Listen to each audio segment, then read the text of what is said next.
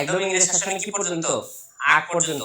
আজকে আমরা ইংরেজ শাসনের শুরু, তাদের ঘটনা প্রবাহ, সিরাজউদ্দৌলার জীবন কাহিনী আপনারা সবাই মোটামুটি জানেন। সিরাজউদ্দৌলা সম্পর্কে আপনার 9-10 সম্ভবত আপনাদের আছে, 9-10 বা ইন্টারে যেই হোক, যে উপন্যাসটা সহপাঠে আছে আর কি, সিরাজউদ্দৌলা। তো এটা আপনারা পড়তে পারেন, কোনো অসুবিধা নেই। রাশি কত থেকে ইংরেজ শাসন। তো গতকাল আমরা কি বললাম, ভারতীয় উপমহাদেশে কি ইংরেজদের আগমন, দিনেমারদের আগমন, পর্তুগিজদের আগমন, এই সবকিছু নিয়ে কথা বলছি। বাট এই সবকিছুর মধ্যে শেষ পর্যন্ত টিকছে কারা বলেন তো? ফরাসিরা কি টিকতে পারছে? ফরাসি যারা ছিল, ফরাসিরা কি টিকতে পারছে? ফরাসিরা কিন্তু কি করতে পারে নাই, টিকতে পারে নাই। এটাও লাগতেছে ডাল কালার, এটা হোক। ফরাসিরা কি করতে পারে নাই, টিকতে পারে নাই। পর্তুগিজরা টিকতে পারে নাই, পর্তুগিজরা টিকতে পারে নাই। ফরাসিরা টিকতে পারে নাই, পর্তুগিজরা কি টিকতে পারে নাই, দিনেমাররা টিকতে পারে নাই। কারা? দিনেমার। তারা কেউ কি করতে পারে নাই, টিকতে পারে নাই। এদের মধ্যে অনেকে কি করছে, ইংরেজদের তাদের পুঁথি বিক্রি করে দিয়ে চলে গেছে, ব্যবসা করে চলে গেছে, কিন্তু ইংরেজদের তারা নেই। তো ইংরেজরা প্রথমে দেওয়ানি লাভ করে, সম্রাট জাহাঙ্গীর বা আওরঙ্গজেব, যাই হোক, যখন দেওয়ানি লাভ করে, দেওয়ানি লাভ করার পরে প্রথমত ওদের প্রথম ধাপটাই ছিল, সেটা হচ্ছে দেওয়ানি থেকে ট্যাক্স কাটা। দেওয়ানি জিনিসটা কি? দেওয়ানি মানে হচ্ছে যে এখনকার সময় ট্যাক্স অফিসার আছে না, হ্যাঁ, তখনকার সময় এরকম অফিসিয়াল কোনো কিছু ছিল না। তো নির্দিষ্ট এলাকায় ধরেন বগুড়া, রাজশাহী, চট্টগ্রাম, ঢাকা, প্রত্যেকটা জেলায় জেলায় ইংরেজদের একটা করে অফিস করা হতো। ওরা কি কাজ কিন্তু এই জেলার যত ট্যাক্স আছে সবকিছু কারা কালেক্ট করবে? দেওয়ানি কালেক্ট করবে কারা? ইংরেজরা কালেক্ট করবে। কালেক্ট করার পরে সেখান থেকে যেহেতু ওরা কালেক্ট করছে, ওরা একটা খাটিয়ে দিয়েছে, মানে এটা বলতে পারেন কি জানো, তাহলে ওরা পরিমাণ অংশ রাখবে, বাকি অংশটুকু কি হবে, খাজনাতে যাবে। এরা কিন্তু এটার কাছাকাছি পাশাপাশি আরো অনেক ধরনের ব্যবসা করতো। কি ধরনের ব্যবসা করতো? সেটা হচ্ছে মশলা। মেইনলি মশলার কারণে ভারতীয় উপমহাদেশে ইংরেজদের আসা। মশলার ব্যবসা করতো, লবণের ব্যবসা করতো। কিসের ব্যবসা করতো? লবণের ব্যবসা করতো। তারপর হচ্ছে আপনার নীলের ব্যবসা করতো। কিসের ব্যবসা করতো? নীল। এই বিষয়গুলো খুবই ছিল, কারণ হচ্ছে ইংরেজরা তো ওরা বিশেষ করতো যখন হচ্ছে 90s এর সময় বা যখন 1900 সাল বা হচ্ছে আপনার 1800 সাল, 1880 সাল হতে যায়, তখন ওরা সারা পৃথিবীর তুলনায় নিজেদেরকে অনেক বেশি কি মনে করা শুরু করে, উন্নত মনে করা শুরু করে। তোদের ওখানে এই যে লাক্সারি আইটেম গুলো বা মশলা বা এই যে লাক্সারি আইটেম গুলো আছে, এগুলো আস্তে আস্তে কি পায়, খুবই পপুলারিটি পাওয়া শুরু করে। পরবর্তীতে 1608 সালে, কত সালে? 1608 সালে ইস্ট ইন্ডিয়া কোম্পানি উপমহাদেশে কি করে, আগমন ঘটে। উপমহাদেশে সুরাট, কোথায়? ভারতের একটা জায়গার নাম আছে সুরাট। সেই জায়গায় কি করে, প্রথম কুঠি মানে কি জানেন তো? কুঠি মানে ওদের হচ্ছে প্রথম অফিস, ওদের বিজনেস হাব। ইংরেজদের ইস্ট ইন্ডিয়া কোম্পানি, এটা কিন্তু অরিজিনাল একটা কোম্পানি। এই কোম্পানি কিন্তু ওই দেশে কি করতো, ট্যাক্স পে করতো। কিন্তু তখনকার সময় এরকম রুল ছিল না যে ট্যাক্স পে যারা করবে ওরা হচ্ছে অন্য কিছু করতে পারবে, বেআইনি কিছু করতে পারবে না। যেভাবে হোক আপনি উপার্জন করেন, কি করেন, ট্যাক্স পে করেন, উৎপাদন করেন। তারপরে 1700 আস্তে আস্তে কি হয়, 1608 সালে কুঠি স্থাপন করে। কুঠি স্থাপন করার পরে ব্যবসা শুরু করে। পর্তুগিজ, ফরাসি সবার সাথে কি করে, ঝামেলা সৃষ্টি করে, ব্যবসা করার চেষ্টা করে। করার পর কেউ টিকতে পারেনি। টিকতে পারছে কি 1608 থেকে শুরু করে পরবর্তীতে ইংরেজরা টিকতে পারে। তারপরে যখন এসব কিছু হয়, তখন কি হয়, যখন ব্যবসা বড় হয়ে যায়, দেওয়ানি লাভ করা শুরু করে, তখন তো মুঘল শাসন আস্তে আস্তে কি, মুঘল শাসন আস্তে আস্তে দুর্বল হতে শুরু করে। মুঘলদের কাছ থেকে কি পায়, ইংরেজরা পারমিশন পেয়ে যায়। তো সমস্যা নেই, তোমরা দেওয়ানি লাভ করো, বার ভুইয়া। আর এই কি বলে, হ্যাঁ, নবাব নবাব সিরাজের নানা নবাব আলীবর্দী খাঁ, তার বস মুর্শিদ কুলি খাঁ, এরা সবাই তো কি করছিল, বলছে যে না, আমরা মুঘল সাম্রাজ্যের আন্ডারে থাকবো না, আমরা নিজেদের কি করবো, স্বাধীন রাজ্য তৈরি করবো। তো মুঘল সম্রাট এদের উপর আক্রমণ করার জন্য মুঘলের মতো গায়ে লাগায় নেই, গেছে। পরবর্তীতে কি হয়, সবকিছু একটু বেরিয়ে 1757 সালে এর একটু ঘটনা আছে। 1757 সালে ইংরেজরা কি করে, ইংরেজদের সাথে সরাসরি পলাশীর যুদ্ধে সরাসরি কি হয়, ইংরেজদের সরাসরি কি হয়, সিরাজউদ্দৌলা পলাশীর যুদ্ধে কি হয়, যুদ্ধে নেমে পড়েন। কিন্তু শেষ পর্যন্ত কি হয়, পতন হয়। মাত্র 3000 সৈন্যর বিপরীতে সিরাজের কতটুকু, সিরাজের 50,000 সৈন্য, সিরাজের কত, 50,000 সৈন্য শেষ পর্যন্ত কি করতে পারে নাই, টিকতে পারে নাই। কারণ কি, তার দুইটা দল, 50,000 সৈন্যের মধ্যে তো আপনার সিরাজউদ্দৌলা তো সরাসরি 50,000 কমান্ড করতো না। আপনার হচ্ছে মীর জাফর, তারপর হচ্ছে যে রায় দুর্লভ যারা ছিল বা এদেরকে কিছু কিছু সৈন্য ভাগ করে দেওয়া ছিল। তো দেখা যাচ্ছে সর্বোচ্চ কোনো হয়তো 10,000 সৈন্য মনে হয় ঠিকঠাক ভাবে লড়াই করে নাই, যদি করতো তাহলে জিতে যেত। তারপর দেখেন 1765 লর্ড ক্লাইভ সরাসরি ইস্ট ইন্ডিয়া কোম্পানির শাসন ব্যবস্থা চালু করেন। কত সালে ইস্ট ইন্ডিয়া কোম্পানির শাসন ব্যবস্থা চালু করেন লর্ড ক্লাইভ। এই কোম্পানি তখন কিন্তু ব্রিটিশ শাসনের আন্ডারে চলতেছিল না, ব্রিটিশ রাজার আন্ডারে ছিলেন না কিন্তু আপনারা। আপনারা ব্রিটিশদের একটা কোম্পানি, যে কোম্পানির নাম হচ্ছে ইস্ট ইন্ডিয়া, সেই কোম্পানির একটা ব্যবসা হিসেবে আমরা কি ছিলাম? আমরা একটা ব্যবসায়ী ছিলাম, এর বাইরে কিছু ছিলাম না। পরবর্তীতে 1757 সালে এই যে ইংরেজরা কি করলো, আপনারা হচ্ছে সরাসরি কোম্পানি শাসন ব্যবস্থা চালু করলো, 10 তালা 5 তালা ভূমি বন্দোবস্ত এই জিনিসগুলো করলো। কি হলো? আস্তে আস্তে অভাব দেখা শুরু করলো। অভাব কিসের? গরিব মানুষ খাইতে পারে না, 5 টাকা কামাই করলে 3 টাকা কি দিতে হয়? 3 টাকা ট্যাক্স দিতে হয়। এখন বলেন 4 টাকার খরচ কি কখনো 3 টাকা দিয়ে পূরণ হয়? মানে আস্তে আস্তে কি শুরু করে দেওয়া কি হয়ে গেল, দেনায় জর্জরিত হয়ে যায়। পরে 1770 সালে, কত 1770 বাংলায় একটা কি হয়, একটা ভয়াবহ দুর্ভিক্ষ হয়, যা 76-এর মন্বন্তর নামে পরিচিত। এখন বুঝতে পারেন ভাই, লেখা আছে 1770, আবার এখানে 1776। ঘটনা কি? ঘটনা হচ্ছে এইটা যে ইংরেজ 1770 হলেও বাংলা 1176 সালের ঘটনা। এটা কত সালে? বাংলা 1176 সালের ঘটনা। ঠিক আছে, ঠিক আছে। পরেরটা আমরা দেখি। 1780 সালে প্রথম বাংলা একটা সংবাদপত্র বেঙ্গল গেজেট নামে কি হয়, প্রকাশ করা হয়। এটা আপনাদের পড়ার কারণ বিগত সালে অনেক পরীক্ষা আপনারা পাবেন। বাংলা ভাষায় প্রকাশিত প্রথম কি নাম, পত্রিকার নাম কি? বাংলা ভাষায় প্রকাশিত প্রথম পত্রিকার নাম কি? আবার এরকম প্রশ্ন পাবেন যে 76-এর মন্বন্তর বা 76-এর মন্বন্তর কবে হয়েছিল? কোশ্চেনে দেওয়া থাকবে 1771, 1176, এরকম টাইপের কিন্তু কোশ্চেন দেওয়া থাকবে। আপনারা একটু কনফিউজ হবেন না, অবশ্যই কি করবেন, সবাই অ্যানসার করার চেষ্টা করবেন। সবাই একটু জানান, প্রথম পেজ পড়াইলাম, সবার মনোযোগ আছে কিনা, ক্লিয়ার কিনা, জানান জানান জানান, দ্রুত দ্রুত। হাতে ফোন নেন, কমেন্ট করে ভাষায় ফেলেন। কি করেন? হাতে ফোন নেন, কমেন্ট করে ভাষায় ফেলেন। আচ্ছা আচ্ছা আচ্ছা, আমি যে পড়াই আপনাকে আদৌ মজা টজা পান নাকি হুদাই টাকা খরচ করে ফেলছেন, ভুল করে পড়া লাগছে, এরকম সিচুয়েশন নাকি? হ্যাঁ,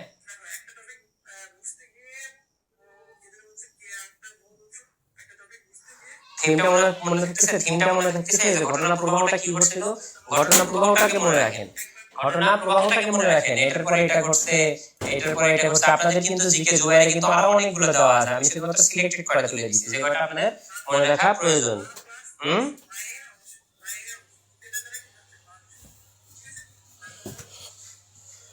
না আসলে কমেন্ট করলে হয় কি, বিষয়ে যে একজন লিখছে যে ভাই আপনি কমেন্ট করতে বলেন, এটা মজা লাগে। আসলে এটা মজা লাগে বেশি কারণ কি, ধরেন আপনি কমেন্ট করছেন, তাহলে আমার মনে হয় যে আপনাদের সাথে আমি সরাসরি কথা বলছি, একদম ডিরেক্টলি ক্লাস নাকি।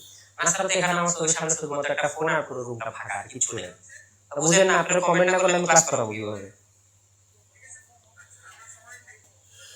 দিনে দিনে এমন করে নিয়োগ হবে ভাইয়া, আপনারাও ছাত্র আমিও ছাত্র, আমাদের ইউনিভার্সিটিতে যাইতে হবে, অ্যাসাইনমেন্ট করতে হবে, নিজের পড়াশোনা করতে হবে, খাইতে হবে। এখন ক্লাসে যাবেন কি হবে? আর দিনের বেলা সবার হয় না, অনেকে অফলাইন কোচিং করে, অনেকে অনেক অনেক কাজ থাকে, অনেকে সবার জীবনটা একরকম হয় না ভাইয়া।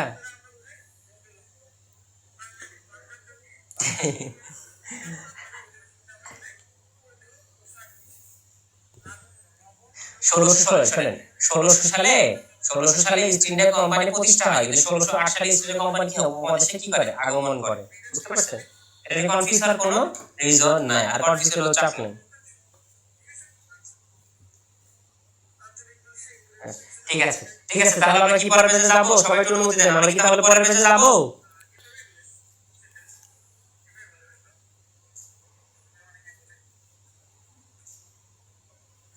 না তো হবে না। পরেরটাতে যাই, বিসমিল্লাহ। দেখেন তারপরে ঘটনা, এই ঘটনা 1770 দুর্ভিক্ষ হইলো, অনেক কিছু হইলো। তারপরে আমরা কত সালে আসলাম বলেন তো? 1815 সালে কি ঘটনা ঘটছে? রাজা রামমোহন রায়ের আত্মীয় সভা গঠন করা হয়েছে। কি সভা গঠন করা হয়েছে? আত্মীয় সভা।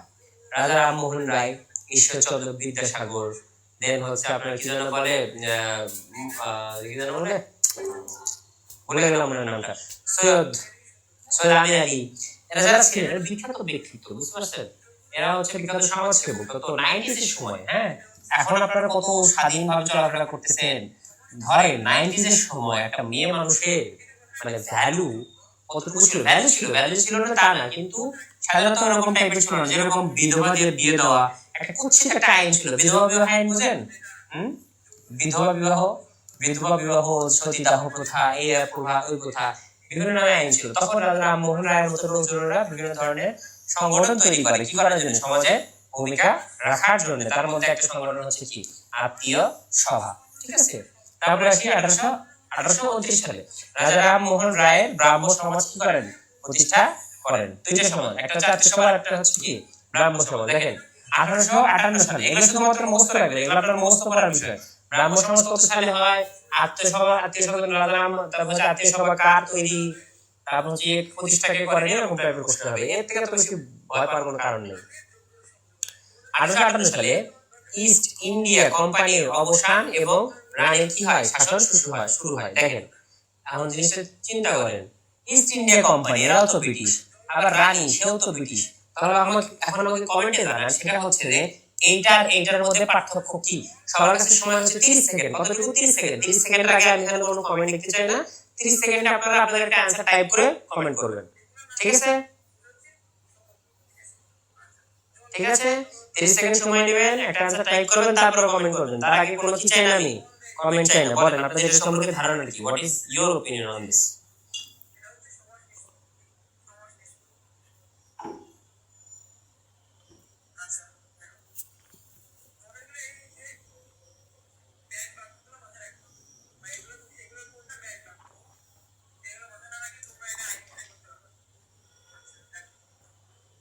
এই কেউ কাউকে মেনশন দিবেন না। জান্নাতুল ফেরদৌসে আপনি নীল আহমেদকে কেন দিচ্ছেন? হ্যাঁ, কেন মেনশন দিচ্ছেন? এগুলো সবকিছু ইনবক্সে যে করবেন, এখানে না। কেউ কাউকে মেনশন দিবেন না, কেউ কাউকে মেনশন দিবেন না, এগুলো ভালো লাগে না আমার। হ্যাঁ, এখন কমেন্ট করেন, দ্রুত দ্রুত বলেন। ভুল হোক সমস্যা নেই, আপনি ভুল কমেন্ট করলে তো অসুবিধা নেই। আমি কি বলছি ভুল করবেন আপনি? আপনার যেটা মনে হয় আপনি সেটাই কমেন্ট করেন। আমি কি না করছি আপনাদেরকে?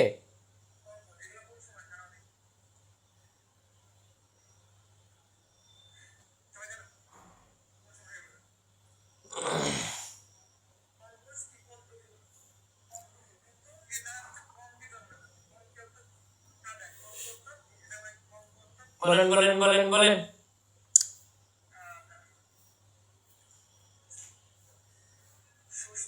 আচ্ছা আচ্ছা, রানীর সাথে দায়িত্ব পালন তার আগে ছিল।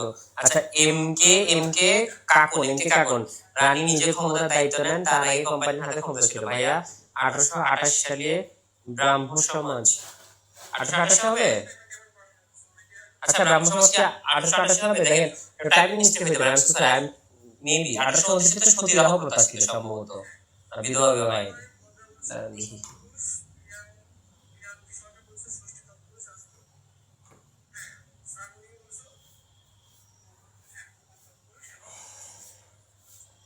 আচ্ছা ঠিক আছে ঠিক আছে, দেখেন ইংরেজদের হাত থেকে। তো আপনাদের কি বলছিলাম এর আগে, কোম্পানি ট্যাক্স স্টার্ট হলে কিছু প্রায়োরিটি পেত বা সিকিউরিটি পেত, সৈন্য সমস্যা বা অন্য কোনো আধিপত্য বিস্তারটাকে কি করা হতো? ওই যে আপনাদেরকে বলছিলাম না, ইউরোপের বেশিরভাগ কি ছিল? ডাকাতি ছিল, ডাকাতিদের মেইন যেটা ছিল।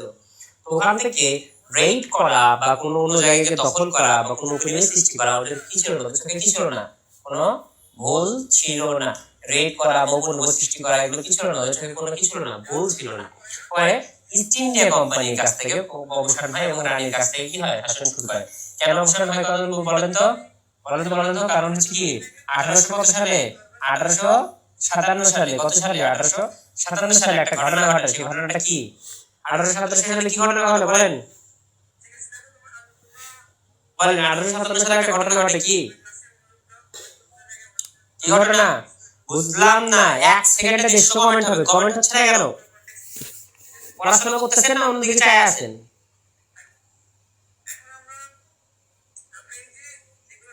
সেকেন্ডে 100টা কমেন্ট হবে, 150-200 মানুষ ক্লাস করতেছে। বুঝলাম না ঘটনা। হ্যাঁ, কি?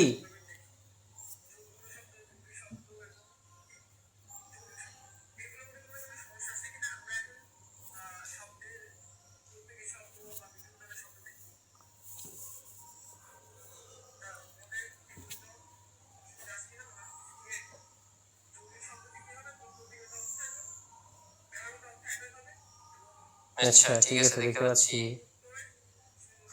আচ্ছা, তো এই যে ঘটনাটা হলো সিপাহী বিদ্রোহ, ধন্যবাদ ধন্যবাদ ধন্যবাদ আপনাদের সকলকে, কি আন্তরিকভাবে ধন্যবাদ।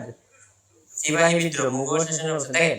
তো এখানে কি হয়, তো তখনকার সিপাহী বিদ্রোহ ঘটনা ঘটে, তখন কি করে রানী বুঝতে পারে যে ভারতীয় মার্কেটটা, ভারতীয় যে ওনাদের কি যেন বলে উপনিবেশটা আছে, ভারতীয় উপনিবেশ যেটা আছে সেটা কি করবে, অনেকদিন চালানো সম্ভব। পরে ইস্ট ইন্ডিয়া কোম্পানি যেহেতু অলরেডি দখল দিয়ে রাখছিল, পরে কি করে কোম্পানি তাদের শাসনভারের অবসান নেয়, অবসান কি করে নেয়, এটা পরবর্তীতে রানীর রাজদরবারে চলে যায়। এখন আপনারা বলতে পারেন যে উপনিবেশ জিনিসটা কি, উপনিবেশটা বলে আদিত্য, ধরেন বাংলাদেশ, বর্তমানে বাংলাদেশ, হ্যাঁ, আমরা যদি উপনিবেশ খাটাই, কার উপরে খাটাবো, ধরেন আমাদের উপরে একটা বন্ধু দেশ, ধরেন ভুটান, হ্যাঁ, ভুটানের উপরে আমরা উপনিবেশ সৃষ্টি করলাম। উপনিবেশের সুবিধা কি অসুবিধা কি? উপনিবেশের সুবিধা হচ্ছে এটা, বাংলাদেশের মানুষরা যখন তখন কি করতে পারবে, ভুটানে যাইতে পারবে, যখন তখন ভুটানে ব্যবসা করতে পারবে। ভুটানের সরকারকে, ভুটানে কোনো সরকার থাকবে না, সে দেশের সরকার সরাসরি পরিচালিত হবে কি থেকে, বাংলাদেশ থেকে। কিন্তু বাংলাদেশ হবে কি উন্নত, ভুটানে কি হবে উন্নত, ওরাও পাসপোর্ট সবকিছুই পাবে, এখন তো অনেক ওরা পাসপোর্ট সবকিছুই পাবে। কিন্তু বাংলাদেশের পাসপোর্ট যতটুকু কি হবে না, পাওয়ারফুল না হবে, ভুটানের পাসপোর্ট কিন্তু অতটা পাওয়ারফুল হবে না। ভুটানের লোক যদি চাইলে করতে পারবে না, বাংলাদেশে দিতে পারবে না। ভুটানের লোক যদি চাইলে বাংলাদেশে কাজ করতে পারবে না। মানে আপনি তার সবকিছু করতে পারবেন, কিন্তু তারা আসলে করতে পারবে না। এটা হচ্ছে উপনিবেশের সংজ্ঞা, দেশের অংশ না। এখন আপনাদের হয়তো অনেক গল্প করে থাকবে যারা আছে, যেরকম ধরেন এখনো যদি বাংলাদেশে ব্রিটিশ পরিবেশ থাকতো, তাহলে কি বাংলাদেশ কি ব্রিটিশদের মতো এত উন্নত হয়ে যেত? ভারত উপমহাদেশ কি ব্রিটিশদের মতো এত উন্নত হয়ে যেত? ব্রিটিশরা যেরকম বড় লোক বা ধনী বা যে লাইফ, ইউরোপের লোকের যে লাইফ স্টাইল লিড করে, সেরকম কি আমরা হইতাম? কখনো হইতাম না। কি করতাম? শুধুমাত্র যাইতে চাইতাম কোথায়, ওখানে যাইতে চাইতাম। তো এটাই হচ্ছে উপনিবেশ এবং হচ্ছে দেশের অংশের মধ্যে পার্থক্য। দেখেন তারপরে 1858 সালে ঢাকায় দীনবন্ধু মিত্রের নীলদর্পণ নাটক বিনয়ের প্রকাশিত হয়। দীনবন্ধু মিত্র নামে একজন কে ছিলেন? বিখ্যাত নাট্য লেখক, হ্যাঁ। ইংরেজরা এই যে 1800 সালের দিকে, 1860, 65, 70 দিকে, তখন কৃষকদের অত্যাচার করতো। কিসের জন্য অত্যাচার করতো বলেন তো? কৃষকদের কি হইতো?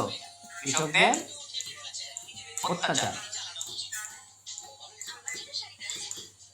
কৃষকদের অত্যাচার করতো কি জন্য? নীল চাষ করার জন্য।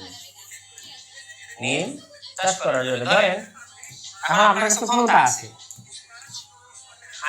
আপনি ইংরেজ, আপনার কাছে ক্ষমতা আছে, আপনি কি দেখবেন যে লন্ডনে তো ধরেন আপনি ঢাকায়, ধরেন আপনি ইংরেজ বা আপনি ঢাকায় থাকেন, দেখতেছেন আপনি কি অবস্থা, ঢাকায় হচ্ছে আলু হচ্ছে কত টাকা কেজি? 50 টাকা কেজি, হ্যাঁ। কিন্তু বাজারে আপনি যে বগুড়ায় থাকেন বা আপনি ধরেন পঞ্চগড় থাকেন, পঞ্চগড়ে আপনার নিজ গ্রামে বাজার হচ্ছে আলু হচ্ছে কত টাকা কেজি? 10 টাকা কেজি, হ্যাঁ। এখন আপনি চাইলেই 10 টাকার আলু নিয়ে যায় 50 টাকা করতে পারবেন, বিক্রি করতে পারবেন। কিন্তু আপনি যদি 10 টাকা কিনতে পারেন, এখানে যদি কোনো যোগাযোগ এবং দূরের অবস্থা খুব খারাপ, তখন আপনি তখন কি করবেন? আমি কি করব? এই যে কৃষককে বলবো যে কৃষক, তুমি 10 টাকা করে আলু বিক্রি করো, তোমাকে আমি 8 টাকা করে দেবো। স্যার এটা তো কম টাকা, আপনি আমাকে 8 টাকা করে কেন দেবেন? 10 টাকা দাম, তোকে আমি 8 টাকাই দেবো। তুই দিবি না, তুই করবি কি? তুই হয় 8 টাকা দিবি, 8 টাকা না আলু উৎপাদন করবি, না হলে কোনো কিছু উৎপাদন করবি না। নাহলে কি করবো? আমি তোর বাড়িতে হামলা দিব, তোর খাজনা বাড়াই দিব, তোকে ধরে নিয়ে যাবো, মারধর করবো, তোর বিচার দেবো, এটা করবো সেটা করবো। করে কি করবো? ওকে 8 টাকা দিয়ে, যেমন 5 টাকা দিয়ে জোর করবো। কি হতো? এদেরকে নীল উৎপাদন করতে বাধ্য করতে। ধরেন আপনার খরচ হচ্ছে, আপনার লাভ নাই, আপনি একটা জিনিস উৎপাদন করতেছেন, লাভ হচ্ছে 2 টাকা, সিন্ডিকেট করতে আর কি, সিন্ডিকেট করে কৃষকদের ক্ষতি করতো। এই সিন্ডিকেটের বিরুদ্ধে দীনবন্ধু মিত্রের নীলদর্পণ, নীলকে কেন্দ্র করে একটা নাটক তৈরি করে। নাটকটা কি? বেনামে, নিজের নাম কিন্তু প্রথমে কি করে না, ব্যবহার করে না, অন্য একটা নাম, ছদ্মনাম ব্যবহার করে সেটা একটা প্রচার করেন। এবং নাটকটা কি হয়? অনেক জনপ্রিয়তা পায়, বিভিন্ন জায়গায় কি পায়? অনেক জনপ্রিয়তা পায়। পরে দেখেন 1825 সালে সর্বভারতীয় জাতীয় কংগ্রেস প্রতিষ্ঠা। উপমহাদেশের প্রথম রাজনৈতিক দল কংগ্রেস, যেটার প্রতিষ্ঠাতা পরিচালক কে বলেন? জওহরলাল নেহেরু আছে, সাথে আর কি আছে বলেন? নেহেরুর সাথে আর কি আছে? কমেন্ট করেন। দুইজন, একজন কিন্তু ইংরেজ আছেন, কংগ্রেস প্রতিষ্ঠার পিছনে কে আছেন? একজন ইংরেজ আছেন। বলেন সেই ইংরেজের নাম কি?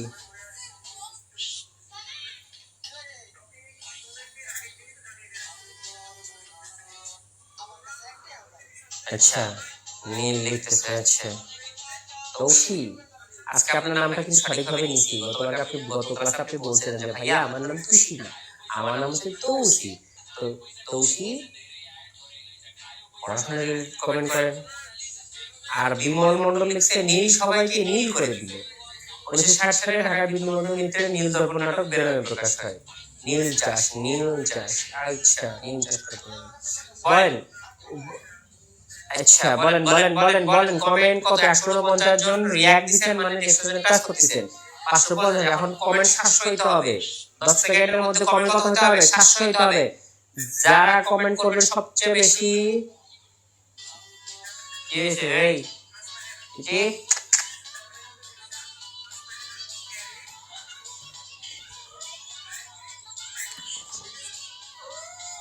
কি কি দেখেন তো, আপনাকে সবাই দেখতেছে না? হ্যাঁ, সবাই দেখতেছে না? কমেন্ট করেন দ্রুত। যাবো যাবো যাবো যাবো যাবো যাবো। থাকবে না থাকবে না থাকবে না।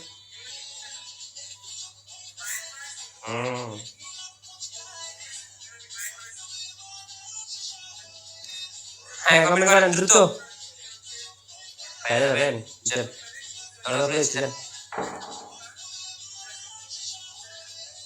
বলেন বলেন, ইংরেজটার নাম কি?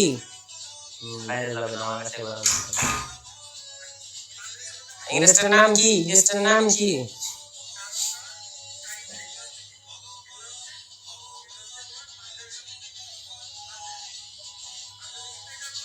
Yes, Alan Octavian Alan Octavian Hume. Alan Octavian Hume.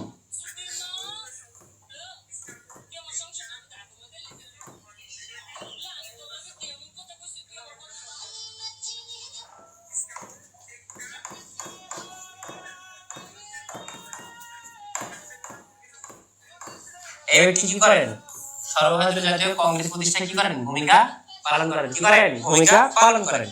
সেখানে কিন্তু সেক্রেটারি পর্যায়ে ছিল, সভাপতি একজন বাঙালিকে রাখেন। বলেন তো বাঙালিটার নাম কি? কিন্তু সভাপতি ছিলেন, সেক্রেটারি কে ছিলেন, বা বলে সাধারণ সম্পাদক কে ছিলেন? বলেন। আরেকজন ছিলেন ব্যক্তিত্ব, আরেকজন ব্যক্তিত্ব ছিলেন, কিন্তু সভাপতি ছিলেন, সাধারণ সম্পাদক কে ছিল? বলেন বলেন বলেন দ্রুত। এত সময় খাইলে হবে? হ্যাঁ, every moment is important, every moment is valuable. বলেন।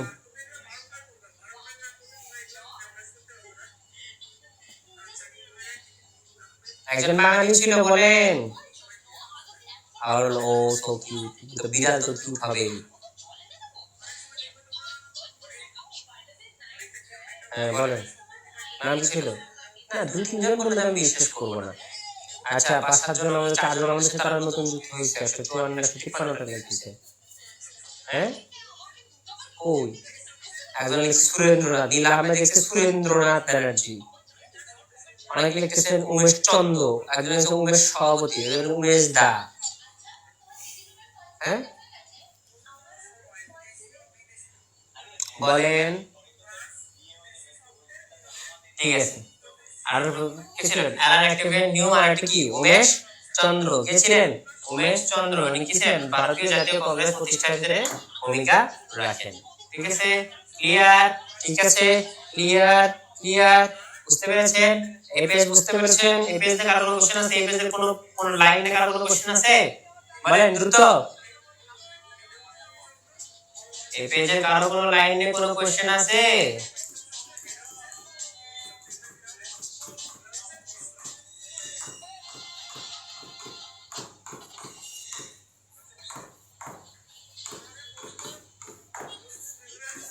হ্যাঁ,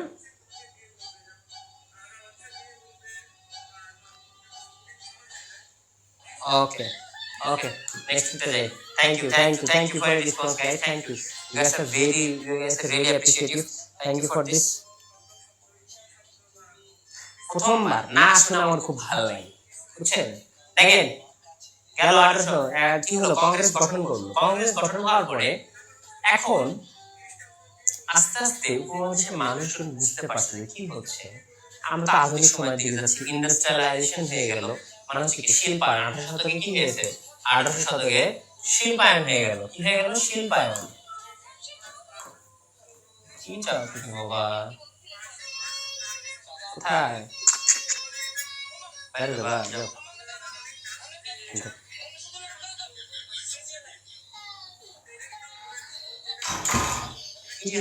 কিছু হচ্ছে কি ক্ষুধা লাগছে, দরজা বন্ধ তো বারবার এরকম করতেছে।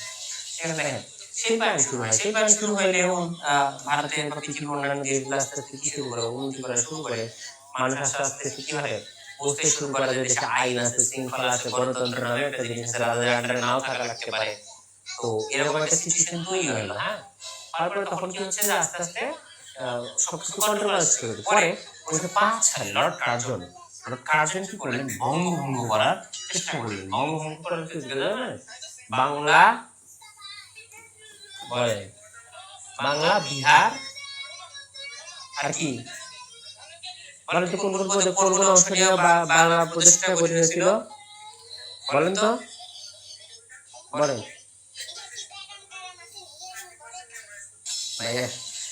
তৌসি লিখছে ভয় পাওয়ার কিছু নাই, ভাইয়া হলো ডেঞ্জারাস মজার মানুষ। আচ্ছা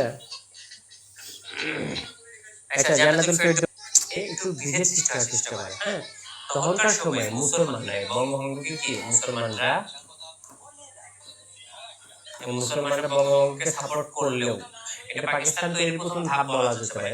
মুসলমান কি করলো? সাপোর্ট করলো। পরবর্তীতে কি করে? ভারতীয় হিন্দুরা, কারা? ভারতীয় হিন্দুরা এটা কি করে? প্রচন্ড বিরোধিতা করে। বিরোধিতা করার পরে কিছু বছর পরে 1911 সালে, কত সালে? 1911 সালে, কত সালে? 1911 সালে বঙ্গভঙ্গ রদ করে দেয়। কে রদ করে দেয় বলেন তো? কমেন্টে একটু জানান যে বঙ্গবন্ধু কে রদ করে দেয়। তারপরে 1921 সালে নাথান কমিশন গঠন করা যখন হলো, নাথান কমিশন গঠন করার পরে ঢাকা বিশ্ববিদ্যালয় প্রতিষ্ঠা করা হয়। ঢাকা বিশ্ববিদ্যালয় প্রতিষ্ঠার পিছনে হচ্ছে কি, ঢাকা বিশ্ববিদ্যালয়ের যে কার্জন হল বা অন্যান্য যে জায়গাগুলো আছে, এই জায়গাগুলো সম্পূর্ণ জায়গাগুলো হচ্ছে কার? ঢাকা কলেজ না, আমার নিজের কলেজ। ঢাকা বিশ্ববিদ্যালয়, ঢাকা মেডিকেল কলেজ এবং বুয়েট, এই তিনটা জায়গা, এই তিনটা প্রতিষ্ঠান এখন যে জায়গার উপরে দাঁড়ায় আছে, এই সবগুলো জায়গা কার? ঢাকা কলেজের। আপনারা যদি কেউ উইকিপিডিয়া করেন বা ইতিহাস সম্পর্কে জানতে চান তাহলে দেখতে পাবেন। আমি কিন্তু ঢাকা কলেজের ছাত্র ছিলাম। স্বাভাবিক ঢাকা কলেজের ছাত্র ছিলাম, ঠিক আছে? তো ঢাকা কলেজের জায়গার উপরে ঢাকা বিশ্ববিদ্যালয় একটা বিল্ডিং কি করা হয়? ঢাকা বিশ্ববিদ্যালয়ের রূপে দেওয়া হয়। পরবর্তীতে সেগুলো আস্তে আস্তে ক্লাস হয়। তার মধ্যে প্রথম দিকে কার্জন হল, সলিমুল্লাহ মুসলিম হল বা সলিমুল্লাহ মুসলিম যে হলগুলো জায়গা আছে, এই জায়গাগুলো প্রথম দিকে কি করা হতো? বিশ্ববিদ্যালয় এলাকা হিসেবে গণ্য হতে ব্যবহার করা হতো। পরে সালে 1939 সাল চলে আসে, তখন তো জিন্নাহ সাহেব বুঝতেই পারে যে না, একসাথে আর হচ্ছে না। একসাথে যেতে আর হচ্ছে না, তাহলে কি করতে হবে? দুইটা রাষ্ট্র করতে হবে। কি রাষ্ট্র? দুইটা জাতির ভিত্তিতে। আপনাদেরকে বলছিলাম না দ্বি-জাতি তত্ত্ব? দেখেন পড়া কি জন্য গুরুত্বপূর্ণ। যদি প্রথম দিকে ভালো মতো পড়েন, প্রথম এক মাস যদি ভালো মতো ক্লাস করেন, অটোমেটিক সবকিছু কি হয়ে যাবে? শুনতে হবে। দ্বি-জাতি তত্ত্ব। কি জাতি তত্ত্ব? দ্বি-জাতি তত্ত্ব। হিন্দু ধর্মের ভিত্তিতে, হিন্দু ও মুসলিম দুই জাতির ভিত্তিতে, হিন্দু মুসলিম দুই জাতির ভিত্তিতে কি? হিন্দু মুসলিম দুই জাতির ভিত্তিতে দ্বিজাতি তত্ত্ব প্রতিষ্ঠা করেন কে? মোহাম্মদ আলী জিন্নাহ। কি করেন? দ্বিজাতি তত্ত্ব ঘোষণা করেন। ওকে, 1940 দেখেন শেরে বাংলা কর্তৃক লাহোর প্রস্তাব, শেরে বাংলা কর্তৃক কি হয়? লাহোর প্রস্তাব উত্থাপন করা হয়। শেরে বাংলা কি করেন? লাহোর প্রস্তাব উত্থাপন করে। লাহোর প্রস্তাবটা উত্থাপন করেন কে? শেরে বাংলা। শেরে বাংলা একে ফজলুল হক। নরকে ক্লিয়ার করে দিলাম, ঠিক আছে? এগুলো আপনারা মোটামুটি সবাই জানেন, এগুলো পিছনে সময় নষ্ট করব না। পরে আসি পলাশীর যুদ্ধ। কিসের যুদ্ধ? পলাশীর যুদ্ধ। পলাশীর যুদ্ধ কমেন্টে ধর বলে দেন। এই যে এই পাশে দুটো কোশ্চেন আপনাদেরকে দিলাম, দুটো কোশ্চেনের অ্যানসার আগে কমেন্ট করেন। এটা হচ্ছে যে শেরে বাংলা লাহোর প্রস্তাব। হ্যাঁ, লাহোর প্রস্তাবটা কোথায় দিছিল? এই স্থানটা জানাবেন আমাকে। কোথায় কি জানাবেন? স্থান জানাবেন। আর ঢাকা বিশ্ববিদ্যালয় প্রতিষ্ঠার জন্য একটা কমিশন গঠন হয়েছিল। আমি কিন্তু অলরেডি একবার নাম বলছি কমিশনটা, সেই কমিশনটার নাম কমেন্টে বলেন আমাকে। হ্যাঁ, কি বলবেন? কমেন্টে বলবেন। এই দুটো কোশ্চেনের অ্যানসার এক্ষুনি দিবেন। কখন দিবেন? এক্ষুনি দিবেন, ধারের গতিতে। কি নাম? কি নাম? শেরে বাংলা লাহোর প্রস্তাব কোথায় দেওয়া হয়েছিল? প্লেসটার নাম, জায়গাটার নাম। আর দ্বিতীয়টা হচ্ছে কোনটা বলেন তো? এই বিশ্ববিদ্যালয় পরিষদের একটা কমিশন করা হয়েছে, কমিশনটার নাম কি বলেন?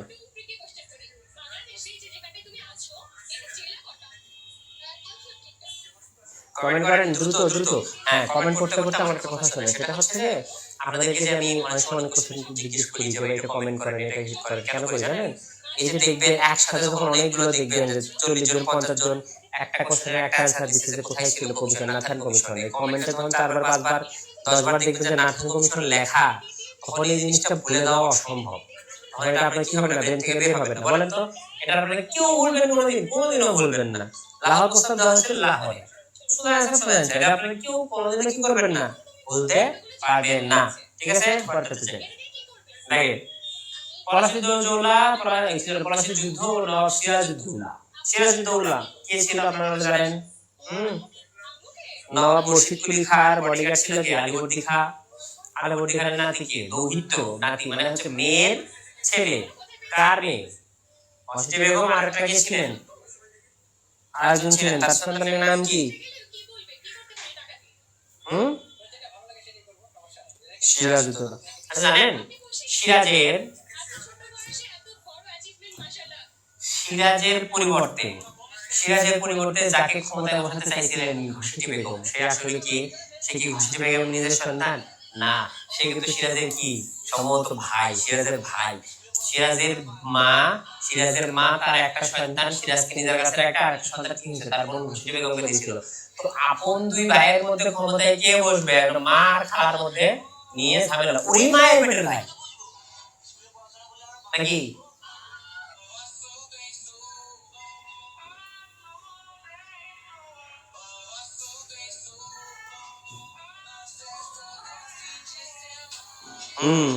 সিরাজের বড় ভাই শওকত জং। খালাতো ভাই তখন, আপনারা জানেন না যে সিরাজের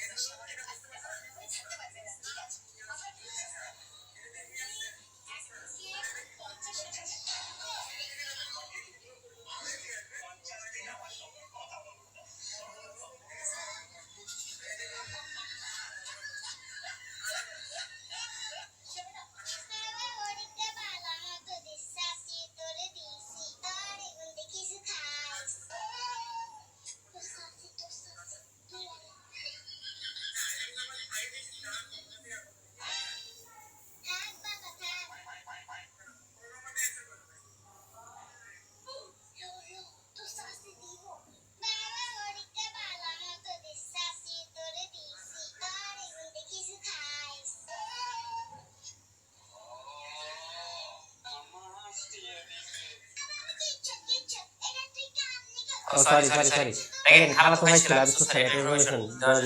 খালাতো ভাই ছিল। হ্যাঁ, দেখেন ওরা কতজন ছিল? সিরাজউদ্দৌলার মায়েরা ছিল, আলীবর্দী খানের কন্যা ছিল টোটালি তিনটা। একটা হচ্ছে কি আমিনা, আরেকজন হচ্ছে কি আমিনা, একজন হচ্ছে ঘসেটি, আর হচ্ছে কি আরেকজন হচ্ছে কি মাইমুনা। এই তিনজনের মধ্যে আমিনার ছেলে হচ্ছে কে? সিরাজ। কে? সিরাজ। ঘসেটির ছেলে হচ্ছে কে? শওকত জং। মাইমুনার ছেলে হচ্ছে কে? শওকত জং। হ্যাঁ, আর এই শওকত জংকে দত্তক নিয়েছিলেন কে? ঘসেটি বেগম। ঠিক আছে, শওকত জংকে দত্তক নিয়েছিলেন কে? ঘসেটি বেগম তার হাজবেন্ড। হ্যাঁ, তো পরবর্তীতে আমিনা বেগমের সন্তান হচ্ছে সিরাজ, আর ঘসেটি বেগমের সন্তান হচ্ছে কে? শওকত জং। ঘসেটি বেগমের একটা খাস ছিল আর বাপের উপরে, কার ছিল? নবাব আলীবর্দী খানের। হ্যাঁ, নবাব আলী ঘসেটি বেগমের একজনের সাথে সম্পর্ক ছিল। হ্যাঁ, এই সম্পর্কটার কথা কি জানতে পারছিল? সিরাজ। ঘসেটি বেগমের একজনের সাথে কি ছিল? অনেক সম্পর্ক ছিল। আমি কাজ বললাম শিওর না, মারা গেছে তার সম্পর্ক বলা ঠিক না, যদিও কারণ একটা অনৈতিক সম্পর্ক ছিল। এই সম্পর্কে শেষ করতে কে জানতে পারেন? সিরাজ। কিন্তু সিরাজ জিনিসটা কি করে না, প্রকাশ করে না। কারণ কি? সে ঘসেটি বেগমের হাজবেন্ড, ঘসেটি বেগমের হাজবেন্ডটা ছিল এক নম্বরের কি মদ্যপ এবং ভুট্টা, এবং তার ছেলে শওকত জং কি ছিল? শওকত কিন্তু নবাব ছিল, শওকত কি ছিল? নবাব ছিল। কিন্তু শওকতের মধ্যে বাংলা বিহার উড়িষ্যার নবাব হওয়ার কি ছিল না? যোগ্যতা কোনোটুকুই ছিল না।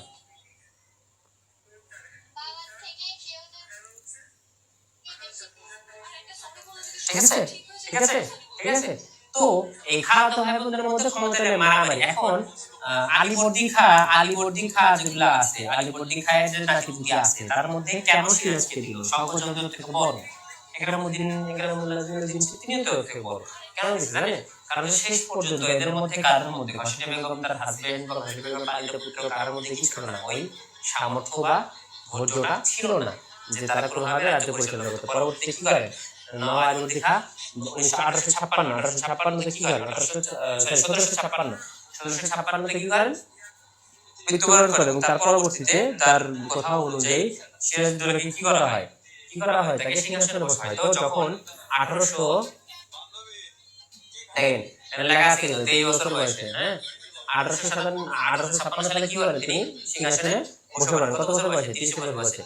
যখন নবাব সিংহাসনে বসেন, তো বড় লোক যারা আছে বা নবাবী যে আচার আচরণ আছে, নবাবী আচার আচরণ অনুযায়ী চিন্তা ভাবনা হচ্ছে এরকম, না আমি তো নবাব, আমাকে কি করতে হবে, উপর ঢৌকন দিতে হবে, কি দিতে হবে, উপহার দিতে হবে। ধরেন আপনি কোনো দেশের রাজা, এখন আপনি একটু চান যে হচ্ছে আশেপাশের দেশ থেকে লোকজন আসুক আপনার জন্য সোনা গহনা হ্যান ত্যান এগুলো কি দিয়ে গিফট নিয়ে যেতে। তো ইংরেজরা তো একটা বেয়াদব ছিল, বেয়াদব ইংরেজরা কি করে জানেন, ইংরেজরা আসলে একটা বেয়াদবি করেছে, তাদের ইংরেজরা কি দেন, তাকে গিফট দেয় নাই, কি করে নাই, গিফট দেয় নাই।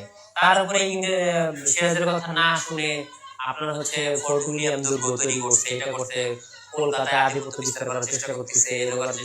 কলকাতায় আধিপত্য বিস্তার করার কারণ আছে, কারণ জব চার্নক। কে?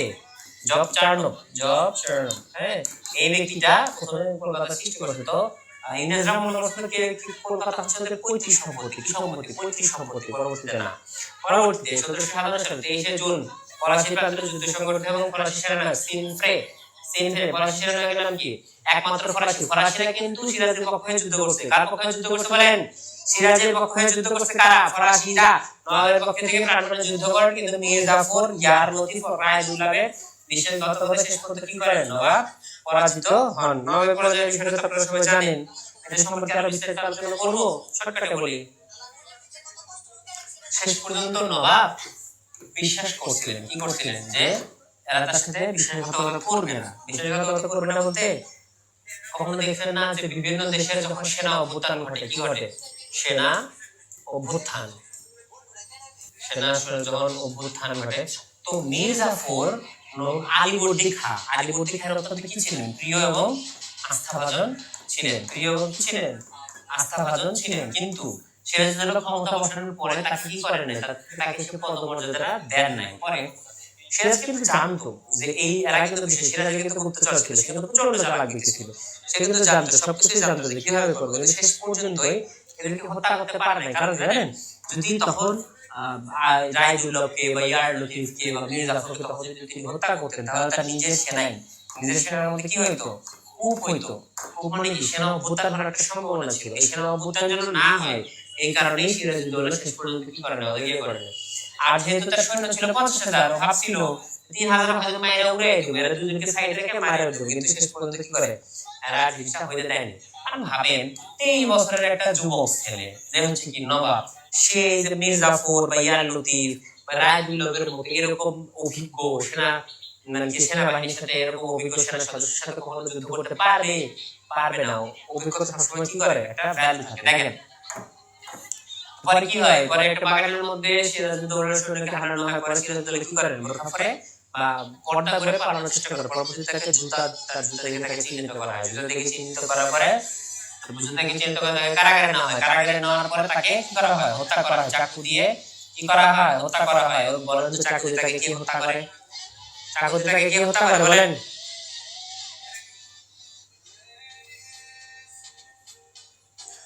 চাকু দিয়ে তাকে কে হত্যা করে? কমেন্টে ভাষায় ফেলেন।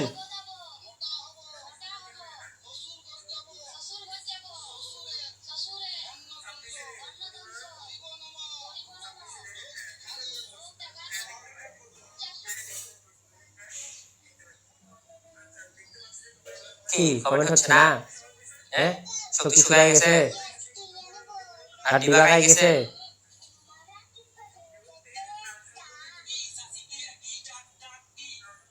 বুঝলাম না। মোহাম্মদী বেগ, এই মোহাম্মদী বেগ কে ছিল জানেন? এই মোহাম্মদী বেগকে সিরাজউদ্দৌলার মা নিজের হাতে খাওয়াইছে সবকিছু করাইছে, সে তার একটা ফ্যামিলির মতো ছিল, শুধুমাত্র কত টাকার লোভে, 10,000 টাকার লোভে মোহাম্মদ কাকে হত্যা করছে সিরাজউদ্দৌলা খন্দকার। সিরাজকে অ্যারেস্ট করার পরে, সিরাজকে কি করছে, বন্দি করার পরেও মীর জাফর বা ইংরেজ কেউ সাহস পায় না সিরাজকে মারার জন্য, সিরাজকে সরাসরি হত্যা করার কি করে না, সাহস পায় না। কারণ জানেন, জনগণ সিরাজকে নিয়ে যেতে দেখছে, উৎসাহ করছে, কিন্তু একটা নির্দিষ্ট পরিমাণ জনগণ ছিল যারা হচ্ছে কি সিরাজকে পছন্দ করতো। আর বাঙালি আগে থেকে হারাবে, বুঝলেন নাই, বাঙালি কি আগে থেকে হারাবে, ওরা যে মনে করেন যে সিরাজকে ধরে নিয়ে যাচ্ছে না, কাক ধরে যাচ্ছে, আগে দেখি দেখছে বড় লোকরা মারামারি করতেছে, আমাদের কি পরে ইংরেজরা যে 200-300 বছর দিছে না, 200 বছর যে ভালোবাসা দিছে, এখন সিরাজকে খুব ভালো লাগে। এখন দেখবেন যে সবাই মনে করেন সিরাজউদ্দৌলার পূজা করতেছে, বুঝলেন নাই।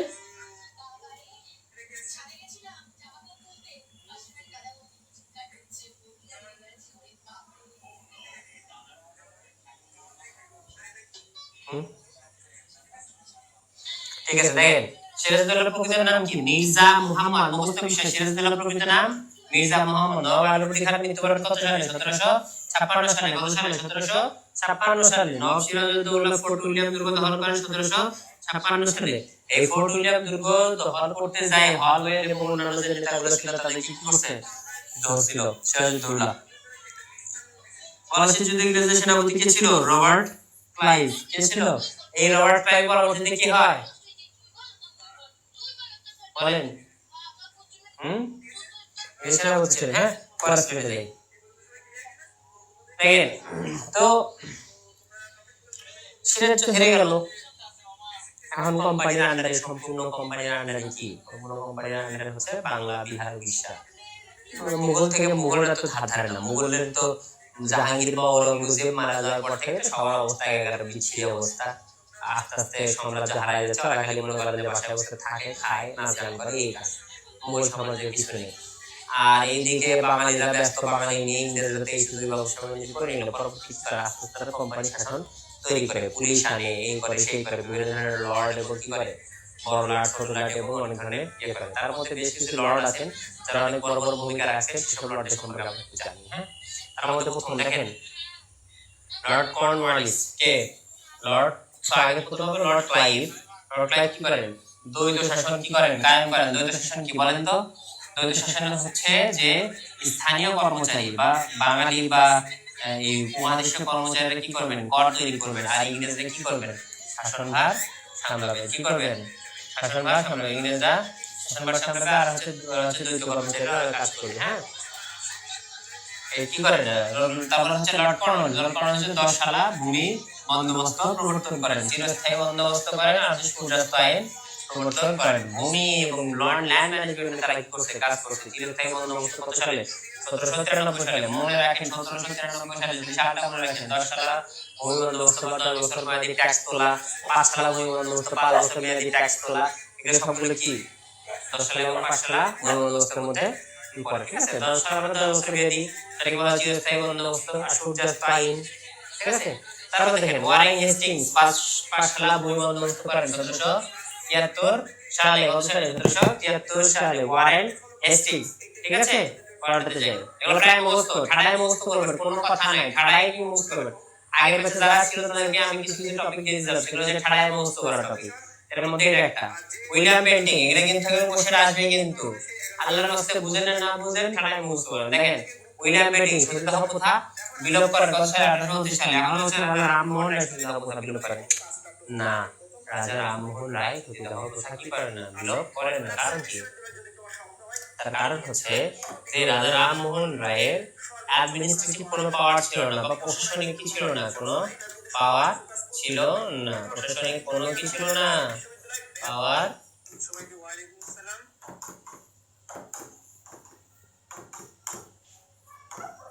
প্রশাসনিক কি ছিল না, পাওয়ার ছিল না।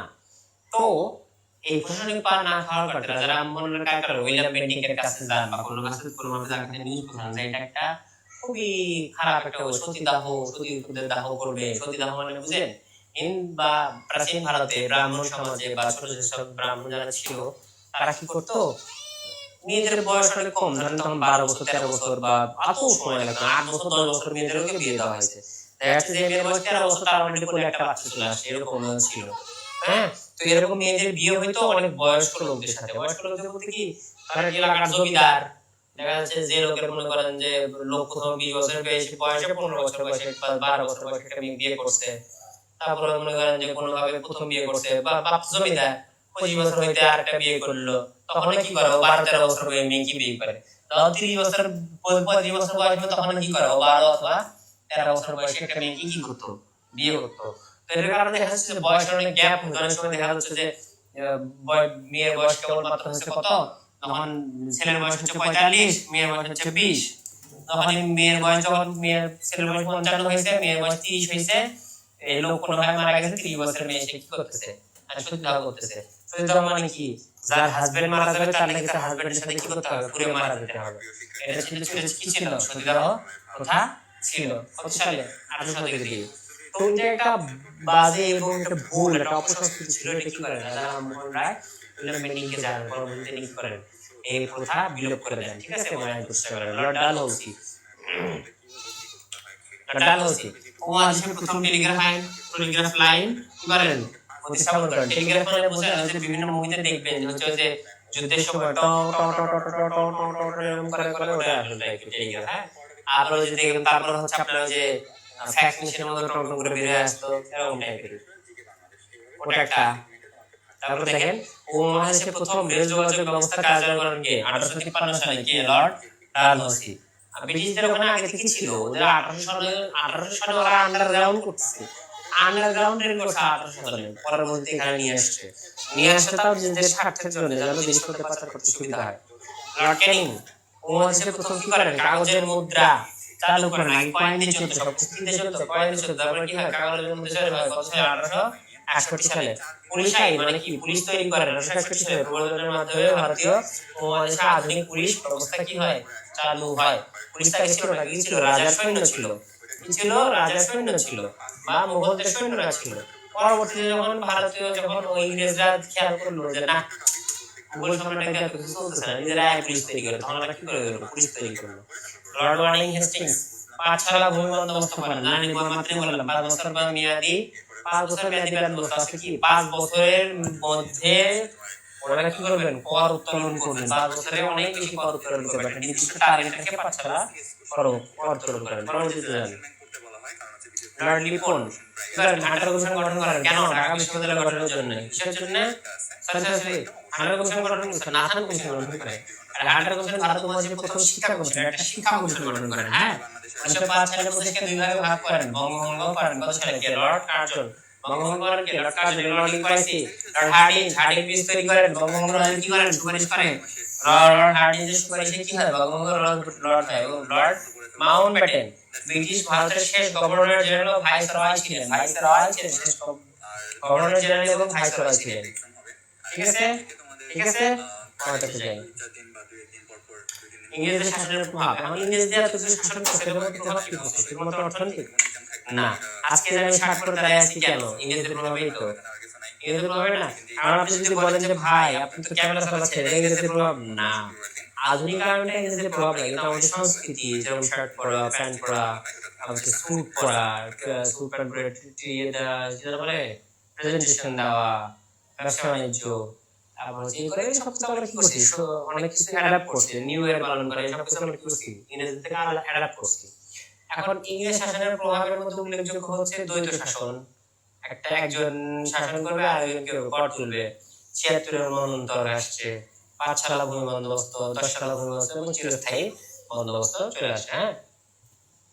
দ্বৈত শাসন বলতে কি বোঝায়, কর উত্তোলনের দায়িত্ব থাকবে দেশীয় কর্মচারী, মাত্রই বললাম, আর মূল শাসন থাকবে কাদের হাতে, ইংরেজদের হাতে। কে প্রবর্তন করেন, লর্ড ক্লাইভ।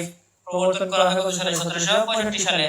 বিলোপ করেন কি, ওয়ারেন হেস্টিংস একটি আইনের মাধ্যমে বিলোপ করে ফেলে। এগুলো মুখস্থ, বোঝার কিছু নাই।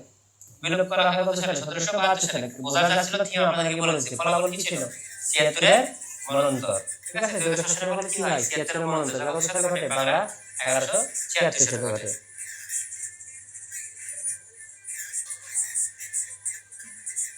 ঠিক আছে, ঠিক আছে, ঠিক আছে ভাই, একটু আসতে পারা, আচ্ছা ঠিক আছে, আসতে পারানোর চেষ্টা করতেছি, তা ঠিক আছে, ঠিক আছে। আচ্ছা, এখন পর্যন্ত কারো কোনো প্রবলেম আছে? এগুলো কিন্তু অলরেডি পড়াইছি, জাস্ট হচ্ছে একই জিনিস বারবার রিপিটে দেওয়া থাকে। তো আপনি যখন প্রথমে এক মাস প্রথমে এক মাস বইটা যখন একবার খুব ভালোভাবে রিডিং করবেন, পুরো বইটা ভালোভাবে রিডিং করবেন, তখন কি হবে, আপনি একটা টপিকের সাথে আরেকটা টপিকে কি করতে পারবেন, কানেক্ট করতে পারবেন। কি করতে পারবেন? কানেক্ট করতে পারবেন। একটা টপিকের সাথে আরেকটা টপিক কি করতে পারবেন, কানেক্ট করতে পারবেন। যদি কানেক্ট করতে না পারেন তাহলে তো কাজ হবে না। ঠিক আছে? তো পুরো বইটা একবার ভালোভাবে রিডিং করার চেষ্টা করবেন। পরবর্তীতে যাই। ছিয়াত্তর মন্ত্রের গল্প করলাম। দেখেন, ছিয়াত্তর মন্ত্র হয় বাংলা 1176, ছিয়াত্তর মন্ত্র ইংরেজি 1170, মন্ত্রকের গভর্নর ছিলেন লর্ড কার্টিয়ার। আর বাংলা এক তৃতীয়াংশ লোক, এটাই ইম্পর্টেন্ট তথ্য, সেটা হচ্ছে বাংলা এক তৃতীয়াংশ লোক মারা গেছিল 76-এর মন্বন্তরে। প্রায় 1 লক্ষ লোক মারা গেছিল সম্ভবত দুর্ভিক্ষের কারণে। কত শুনে? 1 লক্ষ বা কয়েক লক্ষ হতে পারে। পরে দেখে যান। পাঠশালা 5 বছর বলতে কি 5 বছর মেয়াদী ইংরেজদের কর উত্তোলনের পরিকল্পনা। পাঠশালা চালু করেন। কর উত্তোলন কিসের উপর তো বলা হয় বলেন? ভূমির উপরে কর উত্তোলন করা হতো। ওখানে দেখবেন যে জেলা ভূমি ও কর এক্সিকিউটিভ ম্যাজিস্ট্রেট। ঠিক আছে? পরবর্তী 10 সালা সেম জিনিস 9 বছর মেয়াদী। কি করেন?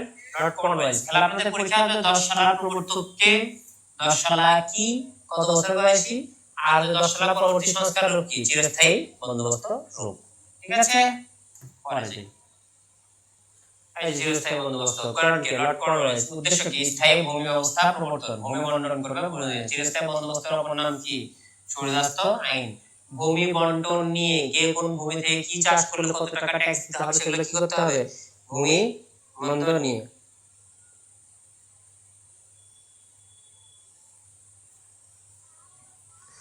আচ্ছা, তৌসিফ বলতেছে পলকে পলকে একটা একটা করে মেম্বার কমে যাচ্ছে। পলকে পলকে করে একটা একটা করে সিট দেখতে চটকে গেছে। এই যারা একটা চলে গেল, এরপরে যদি 5টা এমসিকিউ পড়ো, 5টার মধ্যে যদি একটা কমন পড়ে, এই একটা এমসিকিউ না আসার কারণে তার সিরিয়াল কত হবে? 100 পিছনে চলে যাবে। ভালো চলে যাচ্ছে, কিন্তু যাইতে দেন, আপনি ক্লাস করেন, ওটাই তো আপনার কম্পিটিশন। ওই যদি চলে যায় তো আপনি ভালো, ওটা আপনার কম্পিটিশন না। এখানে যা আছেন 800 জন, হ্যাঁ 800 জনের যে গ্রুপটা আছে সবাই কি চান্স পাবেন? পাবেন না, পাবেন না তো। এর মধ্যে অর্ধেকের বেশি আসছে কি জন্য বলেন তো? অর্ধেকের বেশি আসছে বাপ মাও ছাড়া না, আমিও পারি না, ওই জন্য। আর একজন আসলে যে পড়তে চায়, মন খুব চায় পড়তে, কিন্তু প্রচুর সমস্যা, গার্লফ্রেন্ডের সমস্যা, বাড়ির সমস্যা, কলেজের সমস্যা, এটার সমস্যা, ভালো লাগে না, ভিটামিন সি এর অভাব, তাদের মেয়ের অসুখ, নিয়ে সমস্যা। ওরা পড়তে চায় কিন্তু পড়তে পারে না। আরেক জাতের আছে, এরা সিজনাল রিডার। সিজনাল মানে কি? এরা সারা জীবন রেজাল্ট ভালো করে অভ্যাস এদের। কিরকম করে?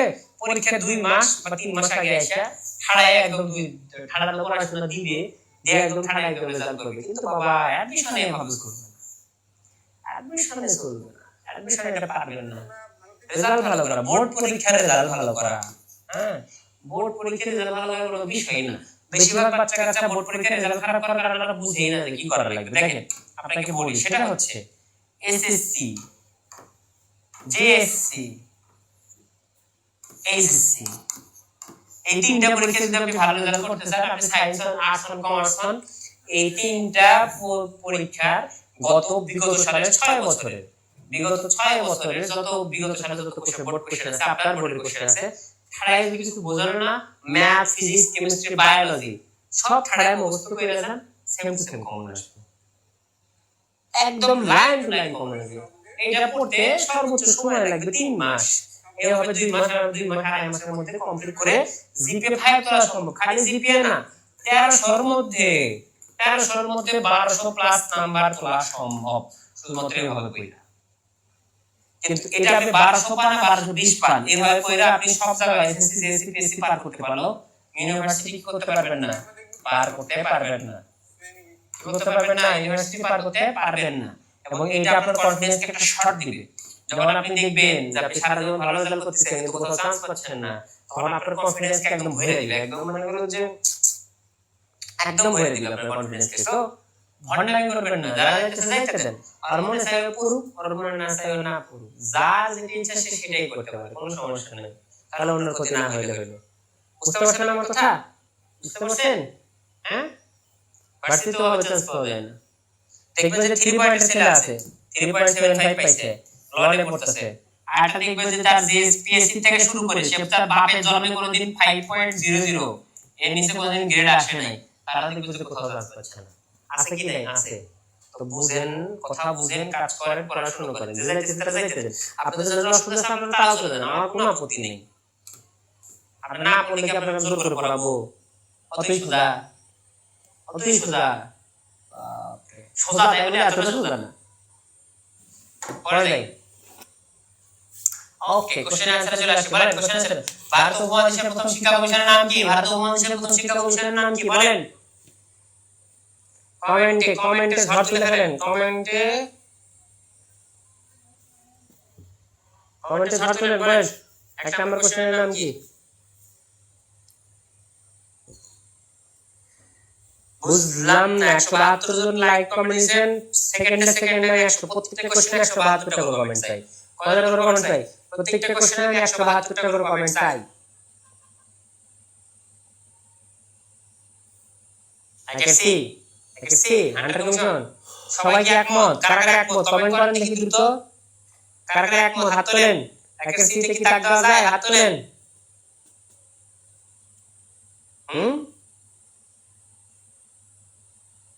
বলেন। ওকে ওকে ওকে, I can see 100 কমিশন। উপমহাদেশের প্রথম কি কমিশন? 100 কমিশন। পরবর্তীতে আসেন দেখেন। ইংলিশ ইস্ট ইন্ডিয়া কোম্পানি যে মুঘল সম্রাটের কাছ থেকে বাংলা দিওয়ানি লাভ করে, তাই কে বলেন? বলেন বলেন বলেন বলেন, কে? নাম কি? নাম কি? দ্বিতীয় শাহ আলম, আলীবর্দী খান, ফখরুল শিয়ার, বাহাদুর শাহ জাফর। এটা কিন্তু গত ক্লাসেই পড়াইছি, গত বাংলা হিস্ট্রি কিন্তু আপনাদেরকে পড়াইছি। এটা কমেন্ট এর কোশ্চেন ভুল করলে কিন্তু মাইক দিব। বলেন 2 নাম্বারটা কমেন্ট করেন। 2 নাম্বারটা কি করেন? কমেন্ট করেন।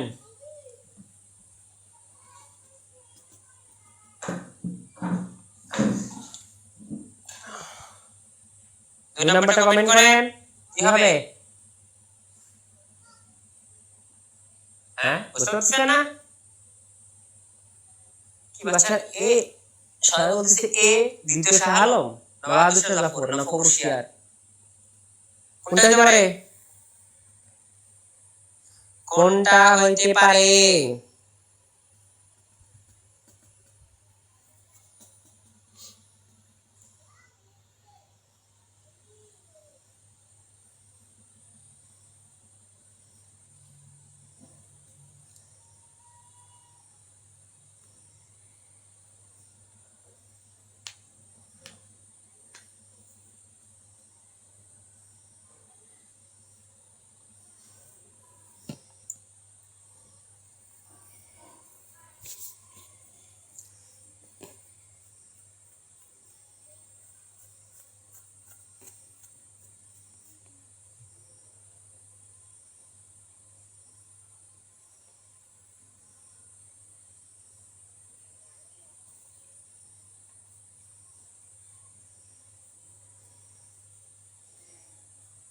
আচ্ছা ঠিক আছে। এই অবস্থা, এই অবস্থা। ওকে নেন, ওকে নেন নেন নেন। দ্বিতীয় শাহ আলম, প্রথম না কিন্তু দ্বিতীয় শাহ আলম। কি হবে? খুশি কারা কে? খুশি কারা কারা আইতেছে বলেন। খুশি কে কে? ঠিক আছে। 3 নাম্বারটা আসি। কোন ইউরোপে ভারতে আসার জন্য জলপথ আবিষ্কার করেন? বলেন ফাটাফাট বলেন। Ferdinand, Magellan, Vasco da Gama, Francis ড্রেকার, ক্রিস্টোফার কলম্বাস। এটা একটু জটিল কোশ্চেন, মারামারি লাগবে একটু। একটু মারামারি করেন তো কমেন্টে দেখি। তিনে কি হবে? তিনে কি হবে? তিনে কি হবে বলেন।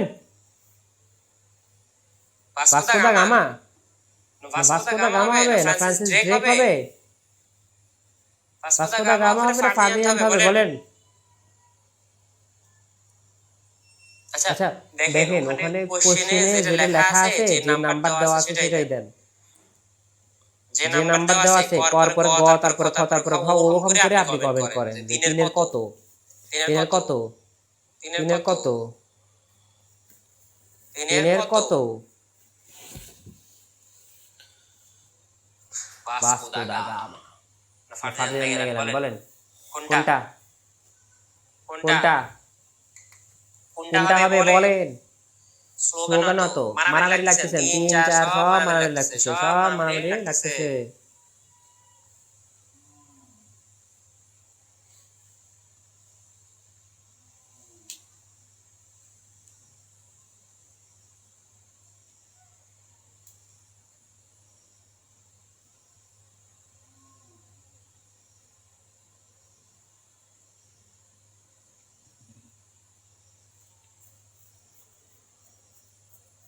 বলেন বলেন বলেন কোনটা হবে? Yes, Vasco da gamma. বলেন ভাস্কো দা গামা। পরেরটা যাই। পরেরটা রানী। পর্তুগিজ ভাস্কো দা গামা কত সালে ভারত পৌঁছেন? বলেন। ঢাকা বিশ্ববিদ্যালয় প্রশ্ন কত সালের? 4-5 সালের। দেখা লাগবে না, ঢাকা বিশ্ববিদ্যালয় একটা দেওয়া লাগে। নেন কত সালে বলেন? খুবই ইজি। কত সালে? পর্তুগিজ ভাস্কো দা গামা কত সালে আসেন? কত সালে আসেন? কত সালে আসেন? দ্রুত দ্রুত দ্রুত দ্রুত দ্রুত। 4 4 4 4 এর 1498। Very good, right right. পড়তে যাই। ব্রিটিশ আমলে কোন সালে ঢাকা বাংলাদেশের রাজধানী করা হয়? প্রথম ব্রিটিশ আমলে। মাত্র পড়াইছি কমেন্টে ঝড় হয়ে যাবে। 1 সেকেন্ডে 100 কমেন্ট। প্রতি 5 সেকেন্ডে 100 কমেন্ট যায়। প্রতি 5 সেকেন্ডে 5 5 5 5 5 5 এর आंसर বলেন। 5 5 5 5 5 5 5 5 এর বি। 5 এর কত? 5 এর কত? 5 এর কত? 5 এর কত? কত কত কত কত? ইয়েস, 5 এর বি। 1905 সালে যখন বঙ্গভঙ্গ হয় তখন। ঠিক আছে, 6 নম্বরটা দেখেন। কত খ্রিস্টাব্দে ইংল্যান্ডে ব্রিটিশ ইস্ট ইন্ডিয়া কোম্পানি স্থাপিত হয়? বলেন কত সালে? কত সালে? ইংল্যান্ডে। কোথায় কিন্তু? ইংল্যান্ডে, ভারতে না কিন্তু। ইংল্যান্ডে ব্রিটিশ ইস্ট ইন্ডিয়া কোম্পানি। 6 7 নম্বরটা